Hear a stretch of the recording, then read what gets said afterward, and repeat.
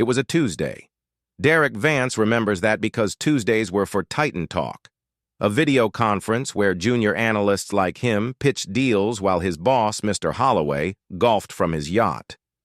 Derek had his window down, Tesla purring at the light, when Silas Grant first tapped on the glass. Not aggressively, just 3 soft taps, like a gentle reminder. Derek didn't even look up from his phone. He was too busy drafting a post. Another day, another empire built. Self-made Nexus life. The hashtag was mandatory. HR actually measured engagement. Silas tapped again. Derek finally glanced over, ready to wave him off, but the man didn't move. He just stood there, holding a sign. But it wasn't cardboard.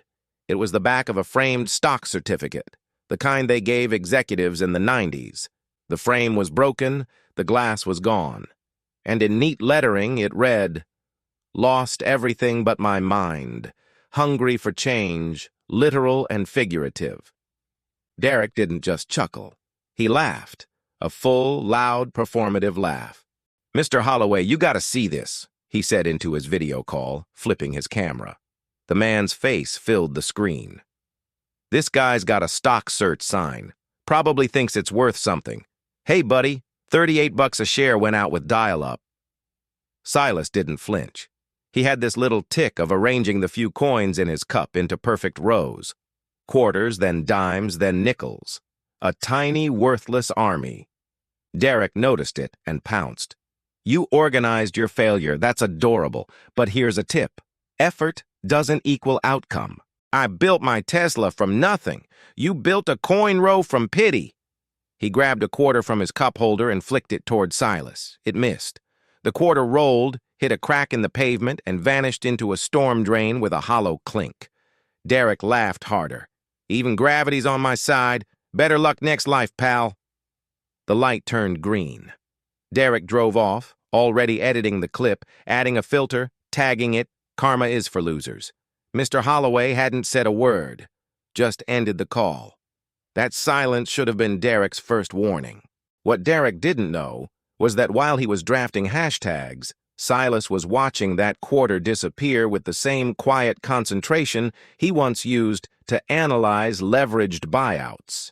Because Silas Grant wasn't a lifelong beggar, he'd been the VP of Strategic Acquisitions at Lancaster Financial, a firm Derek's boss had gutted 3 years prior in a hostile takeover.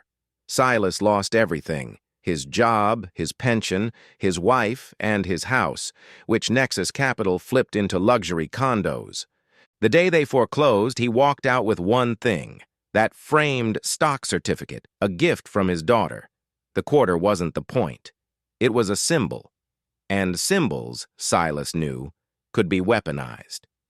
That night, Derek posted the video. It got 17 likes. One comment from his cousin said, "Bro, that's messed up." Derek deleted it. But the video had already been screenshotted by someone inside Nexus Capital's own IT department, a young woman named Priya, who'd once interned under Silas at Lancaster. She recognized him immediately. She sent the clip to Silas with a message. "They're laughing at you." Silas didn't respond. He just waited. He'd learned patience sleeping under the bridge where the quarter had vanished. He'd mapped the city's gutters, learned their secrets. And that particular storm drain, it fed into a catch basin behind Nexus Capital's loading dock. 3 days later, a USB drive washed out with the rain. It was engraved with Derek's initials, DV.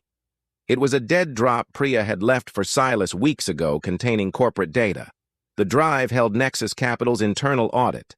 It showed a $2.3 million discrepancy in pension funds, money they'd siphoned from retirees to cover their crypto losses. Wire fraud. Silas didn't go to the SEC. He went to Marcus Holloway, Derek's boss, and offered a trade, a 7-figure consulting contract and a desk with a view, or the drive goes public. Holloway hired him on the spot. Silas's new title, Special Advisor to the CEO. His first task? Restructure the firm. Over 6 months, he quietly poached every client, every analyst, every deal, moving them to his new shell company, Grant and Associates. The irony was so thick you could trade it. Derek didn't notice at first. He was busy. His girlfriend started needing space. His Tesla lease was up, but his credit was shot because Nexus's stock had tanked. Silas had engineered that too. Then his Amex was declined. Then his landlord called. The day Derek was escorted out of Nexus Capital, he didn't see Silas watching from the 38th floor, arranging his new business cards into perfect rows on his desk. Derek applied for 47 jobs, 47 rejections. He sold his Rolex, it turned out to be a fake, for $800. He moved into a studio where the hot water lasted 8 minutes. He started taking the bus. The Grant and Associates interview was his last shot. Junior compliance analyst, a third of his old salary. He arrived 20 minutes early and waited an hour. The kind of wait that makes you catalog every mistake you've ever made. When the door finally opened, Silas Grant walked out, not in rags, but in a Tom Ford suit that fit like a second skin. "Mr. Vance," he said, his voice softer than Derek remembered, "I see you found change." He slid a piece of paper across the table. It was a printout of Derek's video. "Do you remember what you said? That effort doesn't equal outcome? You were right. My effort didn't equal your outcome. It exceeded it." "I was an asshole," Derek said. "I know that. But people change." "Do they?" Silas tapped the paper. "Tell me what changed. Your empathy or your credit score?"